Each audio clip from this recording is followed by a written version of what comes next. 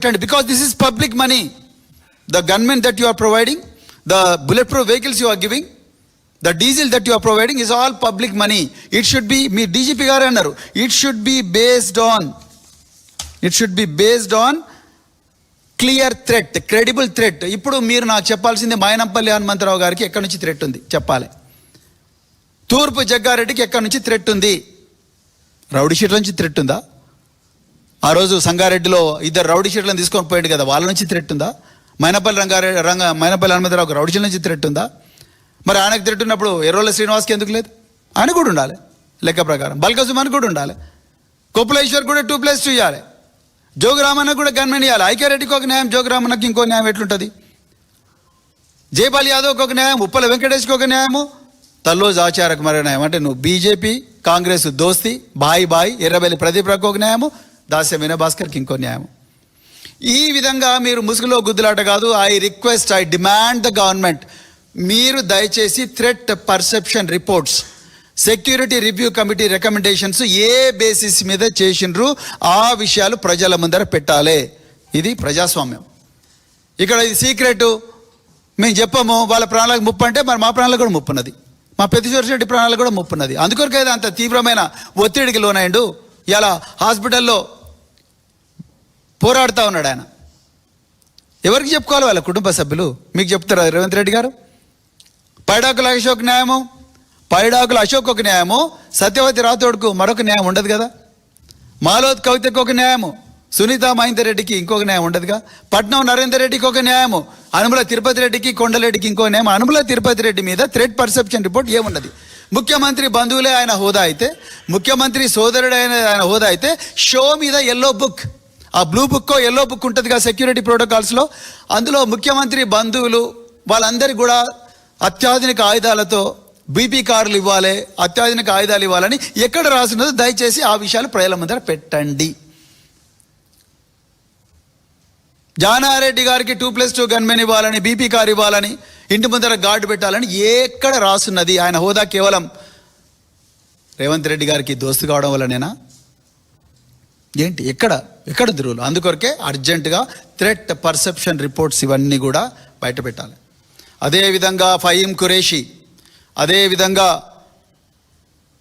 Vasavi builders అనేటోడు ఎవడైతే విజయ్ కుమార్ ఉన్నాడో వాడు, ఈ ఫహీం ఖురేషి కలిసి ఈ పెద్ది సుదర్శన్ రెడ్డి గారి మీద చేసిన కుట్ర అవుతుందో ఆ కుట్ర బహిర్గతం కావాలి, బరాబర్ కావాలి. బీఆర్ఎస్ పార్టీ తప్పకుండా దీన్ని సీరియస్గా తీసుకుంటుంది. అదేవిధంగా బీఆర్ఎస్ పార్టీలో ఇప్పటికి కూడా ముప్పు ఎదుర్కొంటున్న ఎమ్మెల్యేలు కానీ, ఎక్స్ఎంపీలు కానీ, ఎక్స్ఎమ్మెల్యేలు కానీ వాళ్ళకు కూడా భద్రత వెంటనే పునరుద్ధరించాలి.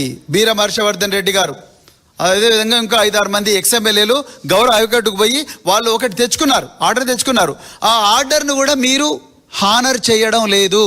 ఎందుకు అంటే కోర్టులు అంటే నిన్న రంగనాథ్ గారిని తీసేయమని కోర్టు ఏ విధంగా అయితే ఆర్డర్ ఇచ్చిందో, మీరు డివిజన్ బెంచ్ పోతాము, ఎక్కడ పోతాము అక్కడ పోతామని ప్రభుత్వంలో ఎవరిని ఎక్కడ నియమించుకోవాలో మా హక్కు అని మీరు అంటున్నారు కదా రేవంత్ రెడ్డి గారు.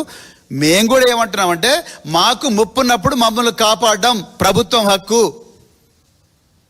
దానికోసమే మేము కోర్టు గడప దొక్కాము, న్యాయస్థానం గడప దొక్కాము. గౌరవ న్యాయస్థానం మా బాధను అర్థం చేసుకొని ఒక ఆర్డర్ ఇచ్చింది. ఆర్డర్ ఇచ్చినప్పుడు ఆర్డర్ చూపాలి కదా. పెద్దిరెడ్డి రెడ్డి గారు పోయి ఆర్డర్ వరంగల్ కమిషనర్కి ఇస్తే, సార్ నాకేం తెలియదు ఎస్ఆర్సీ పోయి అడగన్నట్టు. ఎవరు ఎస్ఆర్సీ? ఏ చెట్టు కింద ఉంటాడు ఎస్ఆర్సీ? ఏ బతుకమ్మ కుట్టను ఉంటాడు ఎస్ఆర్సీ? ఏ హుసేన్ సాగర్లో ఉంటాడు ఎస్ఆర్సీ? ఎస్ఆర్సీ పేరు చెప్పి మా జీవితాలను, మా ప్రాణాలకు ముప్పు తీసుకొస్తే మాత్రం ఊరుకునేది లేదు. ఇంకా చివరిగా మీరు బుల్లెట్ ప్రూఫ్ కార్లు అన్నారు. అయ్యా,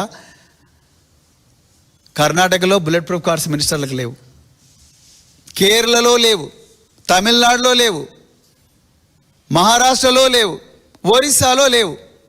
మరి తెలంగాణలో ఎందుకు మినిస్టర్లకు? మీరే అన్నారు. డీజీపీ గారు ఏమన్నారు? ఆయన ఇచ్చిన డాక్యుమెంట్ ఏం చెప్పిండు? Government of India has declared that left wing extremism has been effectively eliminated with the armed underground cadres having either surrendered, been arrested or neutralized.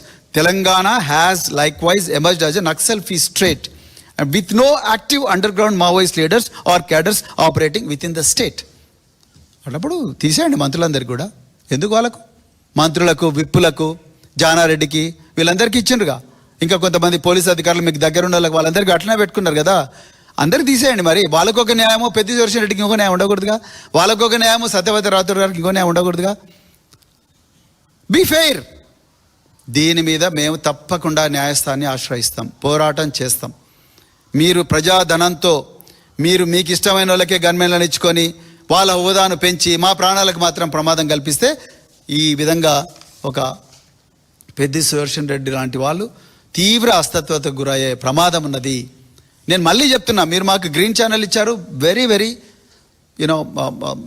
We highly appreciate it and we thank you. But అసలు ఆ పరిస్థితే రాకుండా చూసే అవకాశం ఉన్నది. అందుకొరకే దీని మీద పూర్తి స్థాయి విచారణ జరగాలి. మేము తప్పకుండా గౌరవ న్యాయస్థానాన్ని ఈ ఎస్ఆర్సీ పేరు మీద బీఆర్ఎస్ నాయకులను గొంతు నొక్కాలని ప్రయత్నం చేసి ఏదైతే ప్రయత్నం జరుగుతూ ఉన్నదో, అక్రమ కేసులు పెట్టే ప్రయత్నం జరుగుతూ ఉన్నదో, దీని మీద తప్పకుండా మేము న్యాయస్థానాన్ని ఆశ్రయిస్తాం. అవసరం అనుకుంటే ఒక ప్రజా ప్రయోజనాల వాద్యం పబ్లిక్ ఇంట్రెస్ట్ లిటిగేషన్ వేసి అసలు ఈ సెక్యూరిటీ అనేది ఎట్లా ఘోరంగా మరి మిస్యూజ్ అవుతా ఉన్నది దాని మీద కూడా మేము చేస్తామని చెప్తూ మరొకసారి పెద్ది సుదర్శన్ రెడ్డి గారు వెంటనే కోలుకోవాలని చెప్పేసి ఆ భగవంతుని ప్రార్థిస్తూ మరి మీ అందరికి కూడా మరొకసారి హృదయపూర్వక ధన్యవాదాలు చెప్తూ జై తెలంగాణ, జై కేసీఆర్.